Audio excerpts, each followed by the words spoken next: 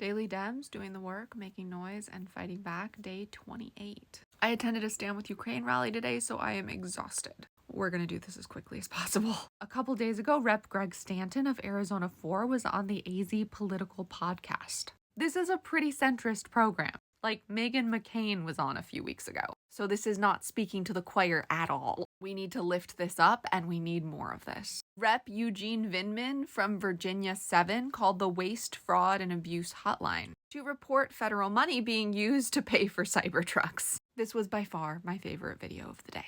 Rep. Herb Conway of New Jersey 3 was at a Tesla takeover rally. They didn't have speakers, he just took the bullhorn to motivate the crowd. Rep. Hillary Skolton of Michigan 3 went to a Stand With Ukraine rally in Western Michigan. She also seems to be motivating the crowd rather than giving a speech. And Rep. Jake Auchincloss of Massachusetts 4 was also at a Ukraine rally, this one in Boston, and he did give a speech. And in it he said, "We don't want your minerals, we want your freedom." Rep. Sarah Jacobs, California 50, spoke at the International Union of Bricklayers and Allied Craftsworkers Conference. Now, the union itself endorsed Kamala, but that does not mean that all members of the union voted for her. In fact, it doesn't make sense, but a lot of union members didn't. So I'm so glad she took the opportunity to be in their space and tell them the truth. Senator Cory Booker of New Jersey was on Meet the Press. There were a lot of gotchas, and he handled them flawlessly. And he said he has no interest on working with DT on anything. That wasn't true a few weeks ago. So that's just proof that his constituents made their voices heard and he listened.